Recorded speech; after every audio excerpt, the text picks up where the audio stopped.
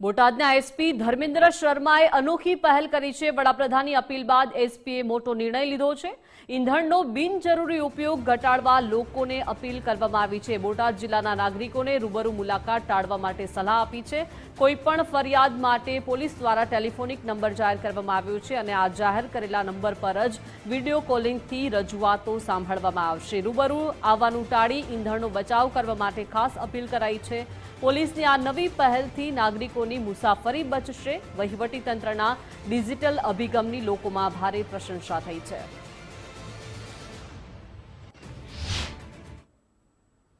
એમાં અમારા જિલ્લામાં અમે પણ આવું કર્યું છે કે જેટલી પણ મીટિંગો થશે એ પણ મોસ્ટલી આપણે ઓનલાઈન માધ્યમથી કરવામાં આવશે અને જ્યાં જ્યાં પણ મીટિંગોનો કે અવર જવરનો છે પોલીસનો જે બિનજરૂરી છે એને પણ આપણે ઘટાડવામાં આવશે અને અરજદારો માટે પણ એવું જે અમુક અરજદારો છે આપણે ઓફિસ તરફથી આવે છે કોઈ કામ હોય તો એમાં પણ અમે એક નંબર જાહેર કર્યું છે કે એ નંબર ઉપર તમે ફોન કરીને અને અમારી સાથે વિડીયો કોલથી પણ જોડાઈ શકો છો।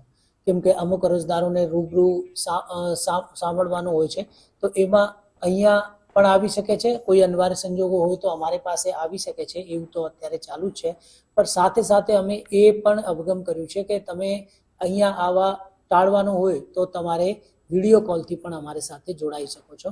એક નંબર આમાં 028 અને 49 271 અને 504 એ નંબર જાહેર કરવામાં આવ્યું છે।